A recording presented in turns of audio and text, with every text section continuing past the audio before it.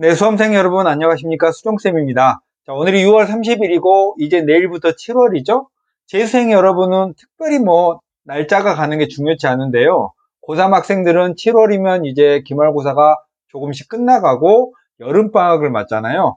이번 여름방학은 정말 잘 보내실 거라고 보내시고 싶다는 생각을 하실 거여서 제 경험으로 여러분에게 도움되는 몇 가지 말씀을 드리려고 합니다. 제가 5일쯤 전에 작성한 거라 남은 날이 조금 차이 나긴 하는데요. 지금부터 여러분은 여름방학을 맞으실 거고 9월 모의평가가 있고요. 추석도 있고요. 수시 원서 접수도 차근차근 여러분에게 이제 다가올 겁니다.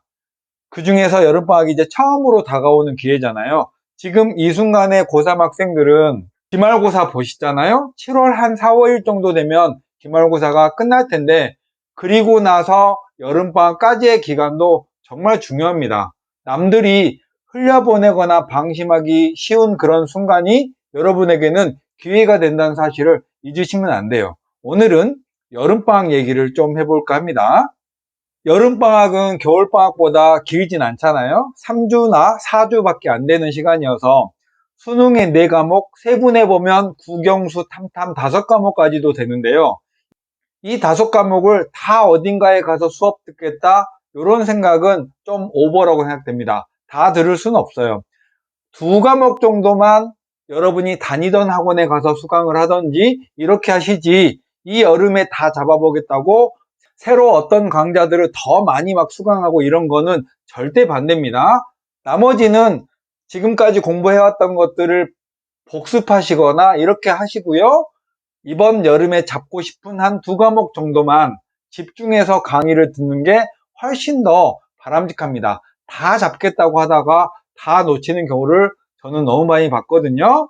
그리고 하나 더 조언 드리자면, 약한 과목을 보완하겠다라는 생각도 좋지만요. 사실은 잘한 과목을 더 강화하겠다는 게 수능에서는 더 유리해요. 예를 들면 국어나 영어 같은 이 어학 계열은 한두 달 공부한다고 성적이 갑자기 오르진 않거든요. 수학이 2등급 정도 나오고 국어가 5등급인 학생은 국어를 막 잡겠다고 막 하는데 그러다가 잘못하면 수학이 또 떨어지거든요. 그래서 국어 공부를 하지 말라는 건 아닌데 잘하는 과목을 더 잘하게 만드는 게 수능이나 이런 입시에서는 유리해진다는 사실을 잊으면 안 됩니다. 자, 두 번째는 여름에 이제 시간이 짧다는 말씀 아까 드렸잖아요. 기숙학원 같은 데 보내면 어떨까 하는 생각을 하는데, 지금은 공부도 공부지만 생활의 리듬이 너무 많이 바뀌는 그런 곳은 저는 비추라고 생각됩니다. 특히나 여름은 짧기 때문에 가고 오는 날 빼고 적응하고 이런 시간까지 해버리면 그렇게 완벽하게 생활 습관이 바뀌는 그런 곳에 가는 건 이 여름에는 비추라고 저는 생각합니다.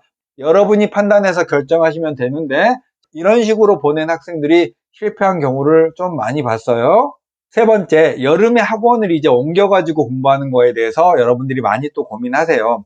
근데 만약에 3월, 4월, 6월을 통해서 여러분의 성적이 완만하게 상승해 왔다면 옮기는 건 정말 안 되는 일인 거죠. 그런데 3, 4, 6월에 여러분이 지금까지 봤던 모의고사에서 정체기를 맞았다면, 그렇다면 한번 지금부터 남은 4개월 반 정도의 학원은 바꿔보는 것도 저는 좋다고 생각합니다. 어떤 외국의 명언 중에 자리를 고쳐 앉지 않으면 새로운 풍경을 볼 수 없다라는 말이 있더라고요. 모험이 곧 기회가 될 수도 있으니까요. 이런 부분은 따져서 학원을 옮길 때는 고려하시면 좋겠습니다.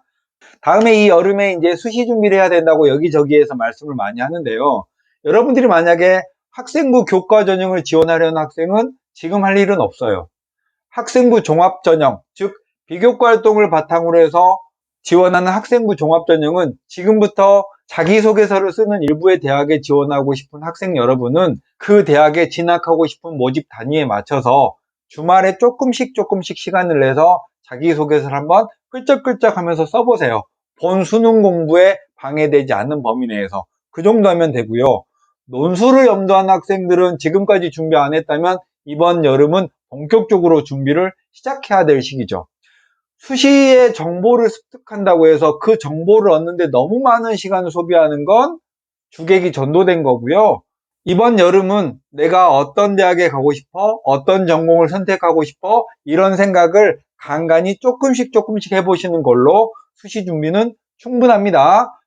교과는 할 게 없고 종합은 자기소개서 조금씩 준비하면 되고 논술은 본격적인 논술 공부를 해야 한다라고 말씀드렸습니다. 자, 그 다음에 제일 중요한 게 이거예요. 지금 9월 모의평가가 8월 31일이니까 오늘로부터 딱 2달 남았습니다. 6월 모의평가 전에 4월 9일이 2달이었던 것처럼 지금부터 남은 9월 모의평가가 여러분에게는 수능이다라는 생각을 가지고 총력을 다해서 거기다가 모든 걸 몰빵으로 준비를 해야 됩니다. 그래서 과목별 학습 계획도 잡으시고요. 그걸 이 여름에 계획적으로 실행을 하면서 9월 모의평가에 최상의 컨디션이 되도록 이 여름을 보내셔야 한다는 말씀 드리겠습니다. 수학 성적에 대해서 이제 궁금해 하시는 분들이 많은데요. 수학 성적은 우상향하는 직선이 아니고요.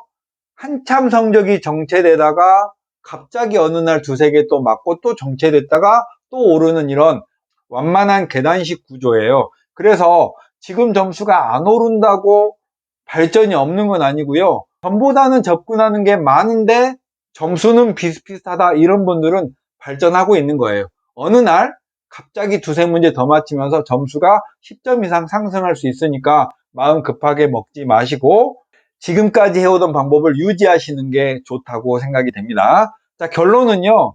수능에서 가장 중요한 과목은 수학이에요. 영어 공부한다고 주에 이틀 이상 소비하시는 건 전 좀 효과적이지 않다고 생각합니다. 이번 여름은요, 수학, 국어, 수학, 과학을 튼튼하게 잡도록 계획하시는 게 가장 현명한 거예요. 다 못 잡습니다. 그래서 저의 수학의 바다 학원에서는 여름 특강을 계획하고 있습니다. 수학, 국어에 집중한, 특히 수학은 주당 18시간, 국어는 6시간, 그리고 수리논술까지 이렇게 계획된 특강을 준비하고 있으니까요. 이 여름 아직 계획이 없으신 분은 한번 제 블로그 카페에 오셔서 어떤 내용인지 참고하시기 바라겠습니다. 자, 그러면 7월에 우리 밝은 모습으로 다시 만나겠습니다. 안녕.